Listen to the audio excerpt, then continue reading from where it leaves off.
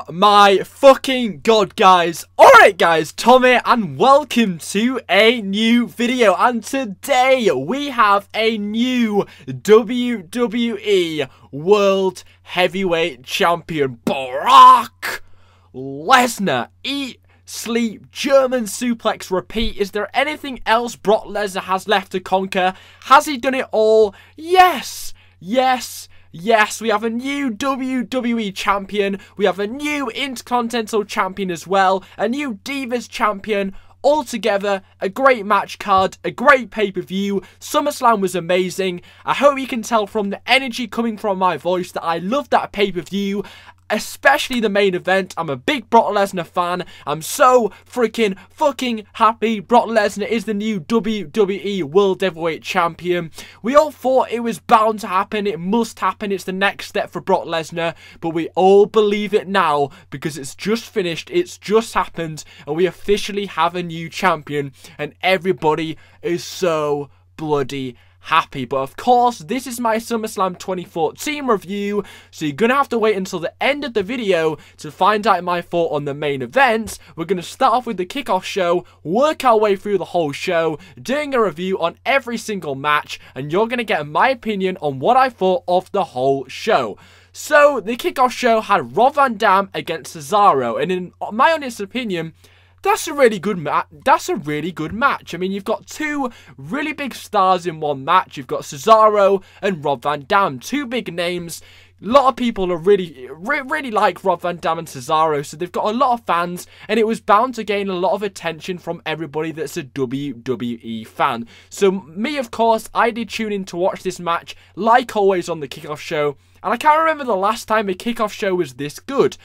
I think it was back to Extreme Rules when Hornswoggle faced El Torito that we had a really good match on the kickoff show. The last few kickoff shows have really been very shit. I think the worst was at maybe Money in the Bank when we had two really bad matches. Can't remember the one at Battleground. I don't even think they had a match at Battleground. I have no idea, but the last time we had a good kickoff show match was at was not Money in the Bank, it was at Extreme Rules, El Torito versus Hornswoggle and the WLC match. But finally we get a good kickoff show match between Rob Van Dam and Cesaro. Now this match in the grand scheme of things really means nothing. It was really an irrelevant match, but at least it was entertaining and got the crowd going for the rest of the night. From me, it certainly gets a thumbs up, just a bit sketchy about the end result of the match. Now, Rob Van Dam is coming to the end of his run. He works on this kind of like monthly basis where he's only there for about 3 or 4 months, then he takes another break. Now, he's on his second run now, so he's probably coming to the end of his contract. So really, in the grand scheme of things, does this win really benefit Rob Van Dam? Is he going to do much with this win? He's probably going to go away within the next few weeks for another long rest. So does this win really benefit Rob Van Dam that much? I honestly thought that Cesaro deserved the win and needed the win a lot more than Rob Van Dam.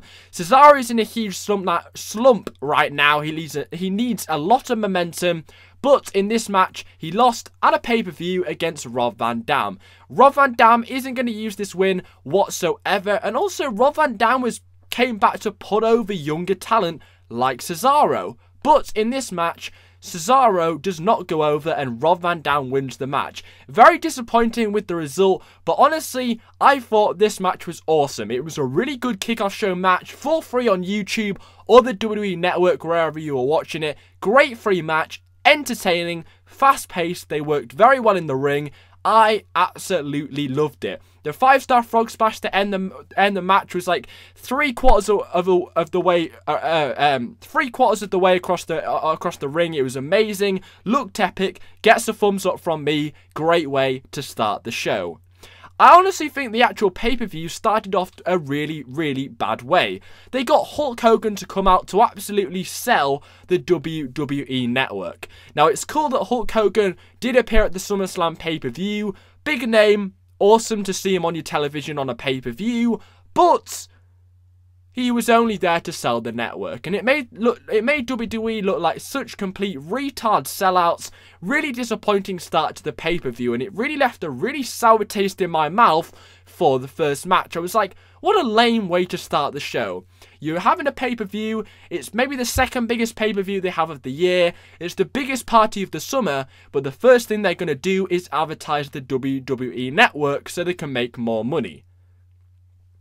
There's a lot of people that paid $45 or $60 to watch in HD to watch this pay-per-view on their TV, and the first thing they're going to see is Hulk Hogan advertising the WWE Network. I don't want to buy this pay-per-view for them to throw adverts on the pay-per-view. I want to buy this pay-per-view to watch matches. I thought this was a really lame way to start the pay-per-view, and honestly was a huge laugh in their face. I thought it was really embarrassing and really unprofessional on their part that they're such a big company, but they feel that they need to start their show, a big show, their second biggest show of the year, by advertising and selling out and looking like complete sellout retards by advertising the WWE Network. And I also thought it was disappointing that that's what Hulk Hogan's job was. He's a lot better than just standing out there and selling the WWE Network. It was a huge joke, and I thought it was a really lame way to start the pay-per-view. But thankfully, it did actually pick up a lot after that, because the first match we got was Ziggler against The Miz for the Intercontinental Championship. Now, actually, on SummerSlam, they always start the show with an Intercontinental Championship. It's been a trend for the last few years that usually the Intercontinental Championship is usually the first match on the card. It's been like that for the last few SummerSlams. It wasn't last year, but a lot of SummerSlams, the IC Championship does start the show. And I had no complaints with Ziggler versus Miz starting the show tonight at SummerSlam, because in my honest opinion, it was a very well-built match. It was for a title, so what a fun way to start the show. Now, a lot of people, including myself, predicted The Miz to win. I predicted he was going to win on my video, but Dolph Ziggler actually got the win, which I'm even more impressed with. I thought, wow, they're actually giving a win to Dolph Ziggler, and it's not just a win, it's a championship win. Wow, amazing. Now, this time last year was the start of the Dolph Ziggler slump, where he just lost every match he was booked in. It felt like creative or whoever's behind there backstage, Triple H, Vinnie Mac, whoever it was, had a downer on Dolph Ziggler and they wanted to bury him. And it all started this time last year. Nobody knows what the reason was, but it started last year. Switch round this time this year, and he's won a championship. Wow, wow, wow. It was only a month ago he was still in this slump, but something changed about a month ago, and now he's walked out of SummerSlam as the champion. Very unpredictable. Did you think Ziggler was walking out as the champion? I certainly didn't. I saw a lot of people that had a lot of faith in Dolph Ziggler, but I'd really given up on Dolph Ziggler. I thought he just loses every single match. Sometimes at the last pay-per-view, I thought he was going to win the Battle Royal, but he didn't. So that was kind of my last chance. I was like, oh, I'm giving up on Dolph Ziggler. But the one time I don't bet on Dolph Ziggler winning, he freaking wins. And this is going to be a huge opportunity for Dolph Ziggler to absolutely run with it. He's been a slump for a year. He's wasted a whole year. Not necessarily his fault. Maybe they didn't have anything for him. But it's been a complete waste of a year. Complete waste of a huge talent, Dolph Ziggler. They've put the belt on him tonight, and he's going to show everybody what he's absolutely made of. And I won't be surprised if he gets a WWE Championship shot in the space of the next year, because this should be one more chance for Dolph Ziggler to prove exactly what he is worth. And I'm so surprised that The Miz lost. Now, it feels like the IC Championship doesn't mean a lot, and actually it just diminishes it a little bit more by putting it on Ziggler, because it's been a bit of a hot potato. I mean, it changed at the last pay-per-view at Battleground because The Miz won it, and now it's changed again. Now, the title's already irrelevant, but now that they've swapped it really frequently, it's changed twice in just a month. So that makes it seem even more irrelevant and more like a toy. So I'm not really too happy that it's kind of diminishing the relevance of the title, because they're just switching it around to anybody they can find. But I honestly think it will do a lot better with Dolph Ziggler than The Miz. Everybody loves Dolph Ziggler. Everybody's going to take huge eyes on every Ziggler match from now on. So it's going to bring a lot more interest to the IC Championship. Bit surprised that The Miz has only just debuted this new gimmick. He's just turned heel. He's just returned. But in his first title defense, he loses. Have they given up on this gimmick already, or is Miz going to win it straight back at Night of Champions? I have no idea. I'm hugely shocked, but in a good way, because it was very unpredictable, and Dolph Ziggler needed this win so much. It's been such a long time since he had a championship, and I believe he is a top main eventer, so hopefully this can be the stepping stone to bring him from bigger to bigger and better things. Certainly a thumbs up from me. The actual match was pretty good. I think I've seen better Dolph Ziggler matches, even on Monday Night Raws, not pay-per-view level. I thought Ziggler has put on a lot better matches than this, but it was still a solid match, and I marked the fuck out when the zigzag hit and it went to 1, 2, 3. Best moment of the match, I thought, was when the Famouser, Dolph Ziggler hit the Famouser. The Miz kind of no-sold it, or kind of dodged out of the way, and then it went to the skull-crushing finale just like that. He did kick out, which was a huge surprise. Then the zigzag hit. That was a cool little combination there. But all in all, I am so shocked that Ziggler won. Very unpredictable, exciting, decent match, and this will be the stepping stone for Ziggler to go to bigger and better things. The next match was Paige against AJ, and I think they had a bit of a dilemma here. They didn't want to bury Paige by making her lose for 2 pay-per-views in a row, but they didn't want to change the title again between Paige and AJ. But they went for the first one. I said they wanted to keep Paige with some momentum. They didn't want to bury her by making her lose to AJ again. And they went with the first option rather than making AJ retain here. So once again, the title changes between Paige and AJ. And this is actually really good storytelling, because who's better? Who is better? Is it Paige? Is it AJ? They've been champion the same times in the last few months. They can't seem to stick to the belt. Each one wins it off them every time they have a match against each other. It's really good storytelling, it's really gripping, and it's actually quite interesting. It's a pretty good feud. It's been a bit confusing at times, but I think this match did make up for the confusing build that went towards this match. Now, last week on my Monday Night Raw review, I was pretty pissed off because I had no idea if Paige was a heel, if she was a face, if AJ was a heel, if she was a face. I was just confused completely on this feud. But I think this match really made up for it, and I'm really happy that Paige got the win here. I am an AJ fan, but I think Paige winning here was a good choice, because yes, Paige winning means the title belt changes again, and we're going to get another AJ versus Paige match. But if Paige lost here, she'd go right back down the pecking order. Her time would be done, and she won't get a title match for another few months, because she would have been defeated by AJ once and for all, and that would have buried Paige. There was so much anticipation before she went into the WWE roster that she was the next big thing. But if she lost here, she really wouldn't have been the next big thing. She would have gone right back down in that pecking order where all the other divas are. But Paige winning here keeps her as the #1 diva, and that's fantastic, because now AJ is fine, and so is Paige, and you've got 2 really, really over divas, you've got 2 really, really great divas, and it's still got a really good ongoing feud. Now, this match was better, a lot better than the Battleground match, but it still wasn't amazing. I still feel like I'm not that satisfied with the Paige versus AJ Lee matches. Just feels like they could give a little bit more every match I see. I just said the Battleground match sucked, and it really did. This match was better, but once again, they didn't give it enough time whatsoever. I mean, it was about 5-7 minutes long. I want a 10 to 15 minute long match. I remember the AJ and Caitlyn match at Payback 2013. That match went on for 15 to 20 minutes, and it was one of the best PG era Divas matches we had ever seen. Just seems like every Divas match from then on is not given enough time. I think if this match was given at least 5 or 10 more minutes, it really could have been a lot better. It just felt like it was way too short. It was really way too short, and I was really not that satisfied in the end. I mean, yeah, I think it was so short. I really can't. It wasn't really that memorable, the actual match. Yeah, I really would have loved it to be a little more than 5 or 10 minutes longer. I think the real highlight of the match was the Rampage. That is a fantastic finisher.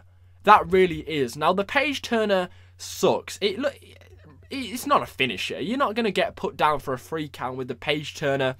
And also the PTO, it's a decent submission maneuver. Looks like it hurts, But I'm not a huge fan of matches ending in submission all the time. I think they're a bit stale. And honestly, you don't get a huge pop from a submission finish. You get a huge pop from a cool finish like a curb stomper, a zigzag, or an RKO. It's not an exciting finish with a submission. So Paige did actually, in fact, debut the Rampage on the full WWE roster. It's an amazing DDT, looks like it hurts, and Paige picked up the win over AJ Lee. I'm pretty sure in this feud, every single time that one of them's had a win, it's with a different finisher. Because I'm pretty sure AJ won with the Black Widow. I think they've used a different finisher every time, I'm pretty sure. I'm not quite certain on that, but I think she used the Black Widow once, the Shining Wizard another time, something else another time, I'm pretty sure. Don't hold me on that, but I'm pretty sure. Anyway, this match should have been given a lot more time. It was better than the match at Battleground, but still not quite reaching their full potential, I don't believe. I'll give it a thumbs up, but I think in Night of Champions, they will finally have an incredible match. We're all still waiting for that really good match. Please, WWE, give it 10 to 15 minutes. It'll be epic. Please. But I'm happy that we'll get another match between Paige and AJ. The next match was Rusev defeating Jack Swagger. Ugh. Wow. Yeah. Wow. Swagger was the more over guy in this match, so I can see why they've given the win to Rusev. They felt like giving the win to Rusev would have given him momentum and made him more over, because they feel like Jack Swagger is already over. He didn't really need the win here, and they probably felt like Rusev needed the heat more. He needed to be more over. He needs to be more over after this win. He's got more of a career prospect in the WWE, so he needed the win more than Jack Swagger. But they've spent the last 2 months building up Jack Swagger as this babyface, only to once again, for the second time in a row, lose to Rusev. So it really feels like a huge waste of time that we've gone on this journey with Jack Swagger and Zeb Coulter, standing behind America, singing all the praises, the 50 stars and the 13 bars. We've spent 2 months listening to them, getting behind them, only for them to lose once again to Rusev. Feels like a huge waste of time. I don't know about you, but it does feel like a huge waste of time. Now, this was dubbed as a flag match, but it was just a singles match. I didn't understand why they added flag match when it wasn't a flag match. It was just simply a match. It was like every other match on the match card, except the Lumberjack match. It was nothing different to any normal match. So I don't understand why they dubbed it as a flag match, because that really didn't make any sense. But this match was really disappointing once again. The match at Battleground between Rusev and Jack Swagger was disappointing, and so was this match. It was disappointing. Very slow paced. Quite boring. Nothing that memorable in it whatsoever. It really didn't do anything for me whatsoever. Maybe it's because I'm not American or I'm not Russian. I don't really feel anything for this match because I'm from England, the UK. So maybe I wasn't into that feud as much as everybody else. I just didn't feel like this match delivered at all. There was nothing special. There was no end product. There was nothing. It just was unsatisfying. It just didn't give anything great. And it's disappointing. But once again, Rusev, undefeated yet again, wins against another opponent. I mean, I'm so bored of this guy. I mean, I really am. I mean, he's not getting heel heat at the moment from me. If I was in that crowd, I'd be like, get off my TV screen. I don't want to see this guy. I mean, he's boring. He is boring. I mean, for the last we're in August, so he's been in the WWE for 4 months. And every single match has been exactly the same. No different. This was probably the most different match Rusev has had, because this match ended by Jack Swagger fading out, but every other match, his opponent has tapped out. This was the only different match out of all his matches in 4 months that was slightly different, and it still wasn't that different because he still faded out to his finisher. This guy is fucking boring. I mean, he gets hardly no reaction when he comes out. He gets no reaction during his matches. He gets no reaction when he wins. He's boring. He doesn't... he hits the same move every time. It's the same kind of combination of building up his moves. He's boring. He really is boring. And I think Lana's the only draw for this guy. I mean, her promo works great. She's sexy. She's hot. But Rusev's just boring. I mean, this guy isn't going to last that much longer. So why keep giving him the win? Surely they can see that. Surely they can see that we're bored of this guy. So why waste your time building this guy up if his gimmick here really isn't going to last that much longer? I feel like the lifespan of this gimmick has already ran out. So why bother still giving him these wins if he really isn't going to go much further with the gimmick? And honestly, there's only so far he can go with a heel foreign character. He's boring. I was bored after the first month. Once again, he gets another lame-ass win. And it was another lame pay-per-view match. I mean, I think Rusev has had one decent match against Big E at a pay-per-view. Not that impressive. Really not that impressive. So I'm going to give that match a thumbs down. It also wasn't a flag match. It was just a singles match. I understand that Jack Swagger didn't tap out. So maybe they'll have another match. But I really don't care if they have another match. Because this feud, this was the climax of the feud. This was the top. This is the final straw of the feud, and it sucked. It sucked, and it sucked. So I'm going to give it a thumbs down. Seth Rollins versus Dean Ambrose certainly did not freaking suck. This match was so bloody good. I'm going to have to watch this match again because there was so much greatness which happened in 15 minutes. It was so bloody good. Yes, everybody was disappointed it was a lumberjack match. I mean, yay, a lumberjack match. The worst stipulation in WWE history. But I honestly think the lumberjacks added a great storytelling to this match. And I actually think they added a great dynamic to this match. And actually made for quite an entertaining match overall. Now, we didn't get it at Battleground, which I honestly, now, thinking about it, don't have any problem whatsoever. Because it gave them even longer to build up a great feud. Yes, I was already sold on the feud by Battleground, but it made me even more sold by the time the match came round at SummerSlam. Also, it added just some more anticipation. We were frustrated we didn't get it at Battlegrounds, but it just added to that anticipation and excitement that, yes, we had to wait another 4 weeks to see it, but when it finally came tonight, it was just epic, and we'd finally so thankful that we saw this match, and it was so bloody good. This match was great. I want to see them go head-to-head again at Night of Champions. Surely they're going to do that. Surely, because it was an unclean win. Seth Rollins winning by hitting Dean Ambrose round the face with the Money in the Bank briefcase. The referee didn't see it because all the lumberjacks got in the middle of the ring after Kane attacked Dean Ambrose. Basically, it was a huge clusterfuck at the end. If you blinked, you would have missed it all. But what happened was, the first thing that was freaking epic was that they went out of the arena. Well, they went into the crowd. Dean Ambrose and Seth Rollins went in the crowd. The lumberjacks couldn't do anything because they couldn't reach them from where they were. Kane came out. He was ordering them all to get them back in the ring. And that really just set it all off and made it absolutely epic. All the lumberjacks were trying to clamber them back in the ring. It was really funny because Seth Rollins was trying to escape away, but he couldn't because the lumberjacks were there. They carried him back into the ring. Dean Ambrose jumped off the top rope onto all the lumberjacks. Yes, we've seen that before, but I wanted to see it again because it's fucking awesome. Basically, you can tell this match was so fun. Anyway, then Kane got in the ring because, yes, you heard it here, Dean Ambrose hit a curb stomp on Seth Rollins. Seth Rollins got curb stomped by his own finisher, by his quote-unquote brother.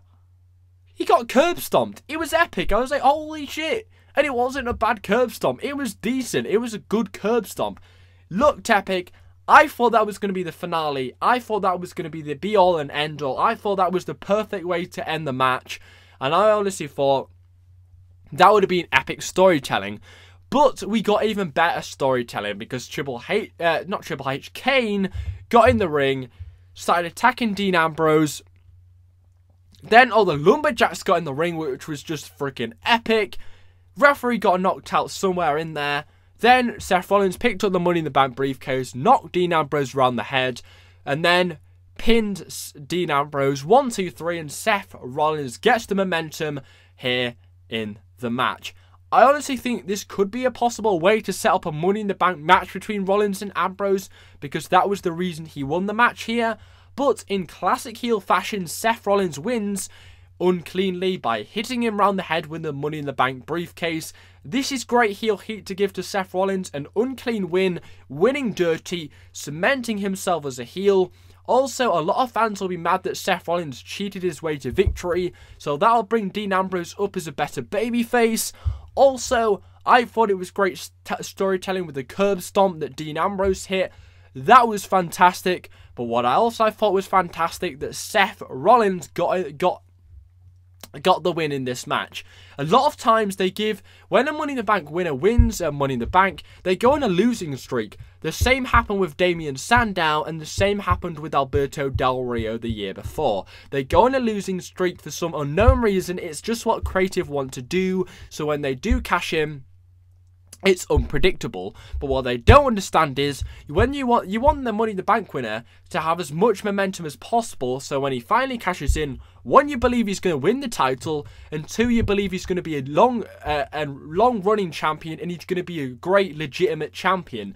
And I'm so happy Seth Rollins, Mr. Money in the Bank, probably the next champion possibly, won this match and got the momentum and the rub in this match. I felt for the last few weeks, Dean Ambrose had been gaining that momentum. Rollins lost against Slater a week ago. Rollins also got attacked by Dean Ambrose on Monday Night Raw when he jumped out of the present. Dean Ambrose also got to choose the stipulation, so the momentum was all behind Dean Ambrose. And even in this match, a lot of offense was by Dean Ambrose. So there had to be a point where Seth Rollins got the momentum in this feud, and the momentum in this feud comes from winning the match. Now, a lot of people could argue that really Dean Ambrose hasn't really been that successful since breaking away from the Shield. Roman Reigns obviously has been, and so has Seth Rollins because he's won the Money in the Bank briefcase. But I don't think Dean Ambrose has actually won a pay-per-view match since leaving the Shield. Has he? No, he hasn't. And he also hasn't been that relevant on Monday Night Raw or Friday Night SmackDown. He really hasn't had that clear-cut #1 big win. Could make an argument that Dean Ambrose should have won this match. Could possibly make an argument that Dean Ambrose should have won this match. Seth Rollins won the match, which is good. But I think if they do have a rematch, which they certainly should, if there is space on the match card at Night of Champions, there's a bit of a chance that they might not be able to, because it is 5 weeks away. Will they be able to get 5 weeks of material left in this feud to build towards another rematch? Maybe not. But I think in the end, you do see Dean Ambrose winning in the end of the feud, which is maybe why they gave Rollins the win in this match. That is if they do another match, which I think they should, but it's Night of Champions. There is no title for Rollins or Ambrose here, so maybe they won't be on the match card. They could be, obviously, but it is 5 weeks away, so it's quite a long time to carry on the momentum of this feud and interest, but it could happen. Rollins gets the unclean heel win here. Fantastic match. Really, really fantastic match. An epic thumbs up from me. I thought the Lumberjack stipulation was going to fall flat on its face. I thought that was a bit of a disappointing stipulation. But I think it added a great dynamic to the match, and actually surprised the hell out of me that it was probably the best match of the night. One of. The main event was. Bray Wyatt defeating Chris Jericho. Yes! Finally, Bray Wyatt gets a pay-per-view win. I think the last time he got a pay-per-view win was at Extreme Rules against John Cena. So that was 3 months ago. A hell of a long time for a young talent like Bray Wyatt. He's got the best gimmick in the WWE besides Brock Lesnar, in my opinion. So, Bray Wyatt severely needed a big pay-per-view win, and he got it against Chris Jericho. Now, Bray Wyatt lost against Chris Jericho at Battleground, but I knew in the end Bray Wyatt was going to win this feud. The feud is now over, and that's Bray Wyatt successfully conquering Chris Jericho. And this is a great way to put over Bray Wyatt with a win over Chris Jericho. Now, Chris Jericho has had a very successful career, and now Bray Wyatt has conquered him, defeated him, and ended the feud between him and Chris Jericho. And this is going to be some great momentum for Bray Wyatt to build off. Also, what I liked about this match was Eric Rowan and Luke Harper weren't there. They didn't help Bray Wyatt. Bray Wyatt won cleanly. He won without no help. He defeated Chris Jericho, who is a legend. He's one of the fan favourites. He's a huge household name. And Bray Wyatt, a young and upcoming star, a possible WWE champion later down the line, one of the best gimmicks in the WWE, wins clean and shows everybody who he really is. And this is such great momentum for Bray Wyatt. He needed this win so much. Like Ziggler, he's been in the slump for what, 3 months has it been? He really has not done anything since being buried by John Cena. But this is the turning point, I hope. I hope this is the turning point. I'm so happy Chris Jericho put over Bray Wyatt here. That's pretty much Jericho's job when he comes back, is to put over guys. And I'm sure that he really wanted to put over Bray Wyatt here because he's a great upcoming star. He's going to have an immense career in the WWE, and what a great way to propel his career by defeating Chris Jericho at the second biggest pay-per-view of the year. And he hit two Sister Abigails. Awesome. He also kicked out of a code breaker as well. Awesome. Love this match. A hell of a lot better than their Battleground match as well. A hell of a lot better than their Battleground match. Yeah, definitely. 1, it was given more time. 2, Bray Wyatt got the win rather than Chris Jericho. Bray Wyatt needed a lot more. Thirdly, it had a lot more pace to it. There was a lot more better spots in this match. Overall, it was so much more entertaining than their crap match at Battleground. This certainly gets a thumbs up from me, and I'm so happy that Bray Wyatt got the win. He also cut a promo after the match as well. Honestly, I'm getting a bit bored of Bray Wyatt's promos at the moment because he just goes off. He loses me a bit. I don't really understand his promos, but I thought it was cool that he cut a promo after the match to pretty much solidify that he defeated Chris Jericho and put him to sleep. The next match was Stephanie McMahon defeating Brie Bella, and I thought they did a fantastic match of covering up a boring match. Now, this was the first match of 2 matches in a row which were quite boring. Sort of. Now, I thought Stephanie McMahon worked very well in this match. I thought that the fact that she hadn't competed in a WWE ring for over 10 years, yet she was hitting some very good and solid, good contact. She flowed well in the ring. She has good in-ring psychology as well, but she knew exactly what she was doing in that ring. Every move she hit was very clean and looked good. There was nothing botchy in this match. For somebody who hasn't stepped in a WWE ring, wrestling-wise, for over 10 years, to have a pay-per-view match at the second biggest pay-per-view of the year takes a hell of a lot of balls. And she did not fail. She certainly did not fail, which I'm very proud to say. She did not fail. She did a fantastic job of stepping in that ring and giving fans what they wanted. Now, we do know that this feud is pretty much to keep Daniel Bryan relevant, so Stephanie McMahon, like I predicted, got the win in this match. Now, Stephanie McMahon winning here, the heel, means that the good person, Brie Bella, still chases a win over Stephanie McMahon, or Nikki Bella, as it turned out.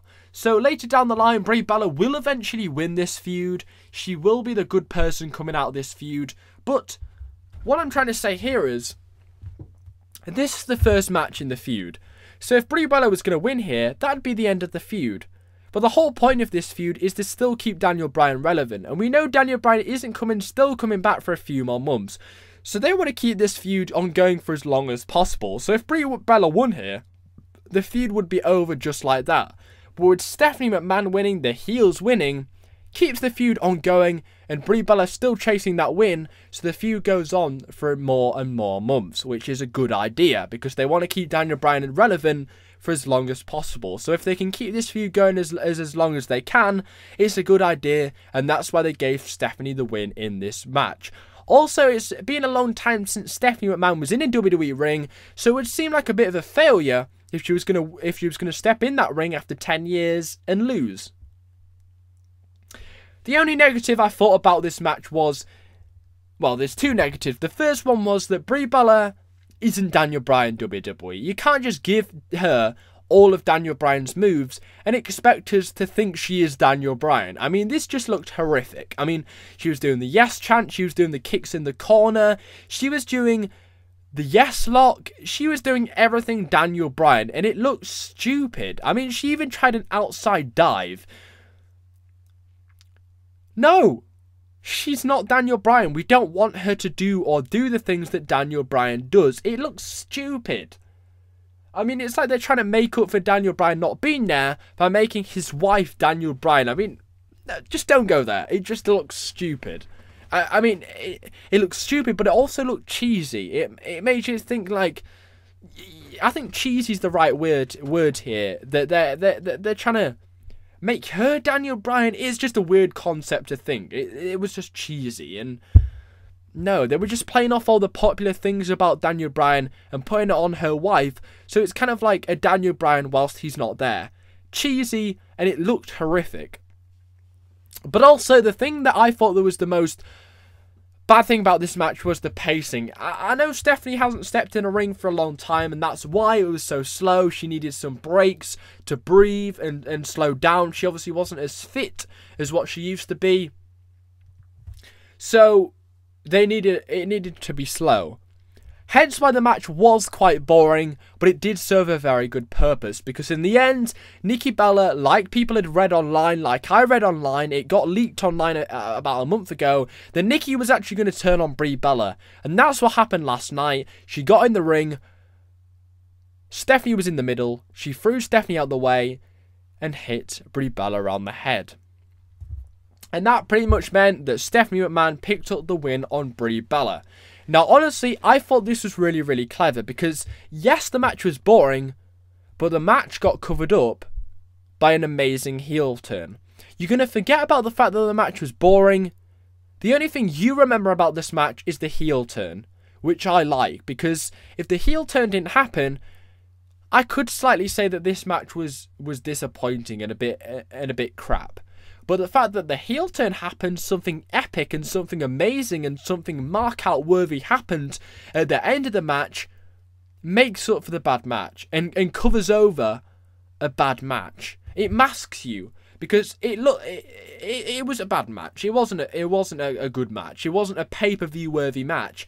But the fact that something like this happened during the match, a heel turn for Nikki Bella, turning on her sister, wow, amazing. What?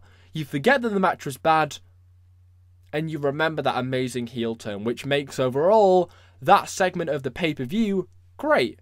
So, Nikki Bella's turning heel, so we're going to get Brie Bella against Nikki Bella. Amazing.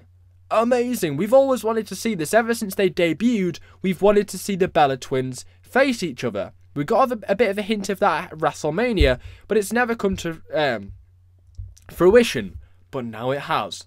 Awesome. Great, another epic SummerSlam 2014 moment, Nikki Bella turning on her sister and helping the Authority win. And this is great heel heat for the Authority, because once again, they've bought themselves a victory by obviously paying Nikki Bella to turn on her sister and join the Authority. Pretty much what happened last year, isn't it? Anyway, that was great and an awesome thumbs up from me. What I didn't think was great was Roman Reigns against Randy Orton. Yep, this guy is dubbed as the next face of the WWE. Not Randy Orton, Roman Reigns, I mean. Yeah, this match was boring. I'm already bored of this guy. Yes, John Cena's been the face of the WWE for over 10 years. But I'm already bored of Roman Reigns. So the future, for me, doesn't look that good as a WWE fan. He's boring, guys. He's pretty much like John Cena but even more boring. He has terrible mic skills. Cena has great mic skills. Roman Reigns is cocky. John Cena genuinely sounds and seems like a nice, approachable guy. He is a nice, approachable guy. I don't see that in Roman Reigns. I just see this cocky, self-centered guy on the panel on Saturday for the 2K14 roster reveal. He really doesn't seem like a nice guy, in my honest opinion. He used about 4 moves in this match. All his matches are really, really predictable. You always knew that Roman Reigns was going to win. Yes, Cena is predictable, but this match was even more predictable. Roman Reigns is boring. The crowd didn't react the whole way through the match. John Cena gets a hell of a reaction. He gets the most reaction on every show. The biggest thing I want to say is I'd rather have John Cena as the face of the WWE than Roman Reigns, period. Roman Reigns is freaking boring. He is boring. Seriously, he is boring. Oh my god, I never understood it until this pay-per-view how boring Roman Reigns was. And I understand Randy Orton tried his best to bring out the best in Roman Reigns here, but it was still boring. It was the boringest match on the pay-per-view, period. A good ending to the match still doesn't make a good good match. Yes, the ending was good, but the overall match was boring. There was boring chants. There was same old shit chants I heard. There was just a dead silence. That isn't something you want as the face of the WWE. I feel really passionately about the fact that people think Reigns is the next face of the WWE, and I do not see it at all. This was boring. It was way too predictable. The crowd was dead. The build was good, but that was the only good thing about this feud. It was boring. It was predictable. It was lame, and certainly wasn't the #1 match he wanted before the main event. I thought that was the worst match they could have put before the main event. It really was not a good idea to put it before the main event. I mean, it was just a crowd killer. I understand the point of cooldown matches, but that was just a crowd killer. That crowd was so dead for that match. And I mean, oh my god. The ending was fucking awesome. The match wasn't awesome. I mean, you can't just have an awesome match just because there's a good ending. But anyway, Roman Reigns went for the spear. It was reversed into a scoop slam. That was a close 2 count. Roman Reigns went for the Superman punch, reversed into a freaking catching RKO. I was like, holy shit. I thought, oh my god, that's gotta be it. He's not gonna kick out of that. And like a freaking Super Cena, he does. Does that feel legitimate to you? That was fucking dumb. That really was dumb. I mean, a freaking catching RKO. Has anybody ever kicked out of that? That was freaking dumb as hell. I mean, you can see where this is going. It's going to be Super Cena all over again. I thought that was just dumb. I mean, it looked good, but if he was going to kick out of that, they shouldn't have even done it. I mean, I understand they wanted to try and make it unpredictable by making it look like Randy Orton was going to win multiple times, but really, are you going to kick out of a catching RKO like that we'd never seen before? I don't think so. Now, Orton went for the punt. You all know how it was going to go down. Orton obviously wasn't going to get the win. Roman Reigns skipped out of the way and hit the spear. Yay! How predictable was that? The crowd sort of reacted. It was like, oh god, I mean, just get over with this. I mean, I was not happy with this. I mean, I didn't want to see Randy Orton win because Roman Reigns is obviously having this huge mega push right now. He needed the win over Randy Orton more than Randy Orton needed the win. But also what I want to mention was, when was the last time Orton got a pay-per-view win? He lost at Battleground. He lost at Money in the Bank. He lost at Payback. He lost at Extreme Rules. He lost at WrestleMania. This guy hasn't won since Elimination Chamber. That's incredible. That really is incredible. But anyway, we all knew where it was going down. I thought that was the most disappointing match of the night, so I'll give it a thumbs down. I'm not into Roman Reigns whatsoever. I understand this win puts him over a hell of a lot, but it wasn't really a great way to put him over because the match was boring and it was really predictable. Anyway, we'll get on to the best match of the night. This is the main event. Brock Lesnar against John Cena. This gets a freaking thumbs up from me. I mean, I've got goosebumps. This was fucking awesome. this was so freaking good. Oh my god. The first move in the match was a fucking F5. What? I mean, what an explosive way to start the match. I mean, he just picks him up and hits a fucking F5. I mean, I was like, holy shit. You knew from then on, well, you knew before it started that this was going to be the best match of the pay-per-view. It really, really was. This guy is now officially your monster heel. He spent the whole match tossing John Cena around like a toy, like a rag doll.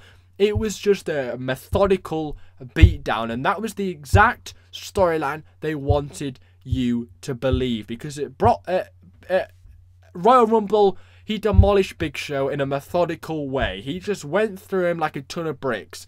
At WrestleMania, he beat down Undertaker in a methodical way. At SummerSlam, he was going to carry on that and break down John Cena in a methodical way. That was the exact storyline they wanted. That's where they were going, and that's exactly what happened here tonight.